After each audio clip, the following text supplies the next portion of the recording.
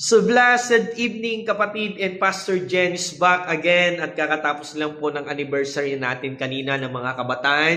Purihin po ang Diyos na buhay dahil marami pong dumalo ng mga kabataan na nakilala nila ang ating Savior, that is Jesus Christ. At wala na po mga kapatid ibang isinisigaw at bida po at gustong ipakilala sa mundo nito, the name of Jesus. Jesus can save us. Kaya po ang goal namin for this year, ipakilala sa mga hindi pa nananampalataya ng Diyos na sinasamba natin ay kayang magligtas po ng buhay. Kaya ang aming i-share ngayon sa gabi na to, gusto kong i-share po yung sinabi po ni David. Isa po ito sa mga text kanina nung aming preaching kanina nung anniversary ng mga kabataan.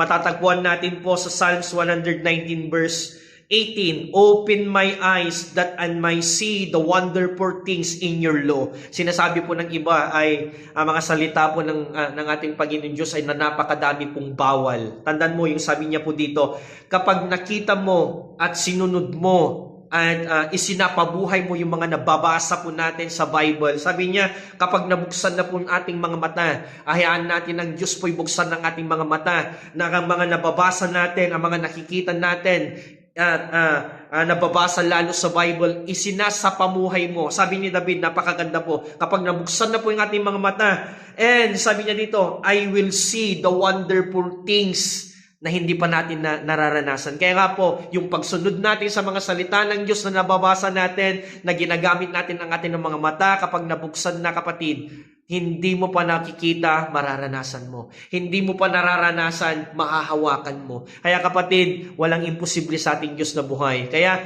hayaan natin ang Diyos, buksan nating mata upang makita natin kapatid na ang kanyang mga utos ay ikakabuti po natin kapatid. Kaya Sunday po bukas kapatid, I will encourage you, be like David, na kapag naalis na yung mga piring ng ating mga mata at ang mga salita ng sinusunod natin, ang sarap pong mamuhay na mayroong peace of mind. Sunday bukas, ianahanyayan din namin kayo kapatid, that sabi niya dito, wonderful things in your law. Law din ni Lord na nabasa ko sa Bible ang pag-una sa Kanya.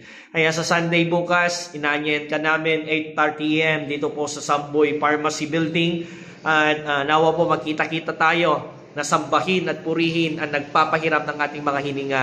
Sunday bukas, Happy Lord's Day. See you in church. We are worshiping our God who are nagbibigay po ng ating mga kalakasan, nagbibigay po ng mga hininga natin, kaya deserve niya bukas kapatid. Tara, simba tayo. See you and to God be the glory.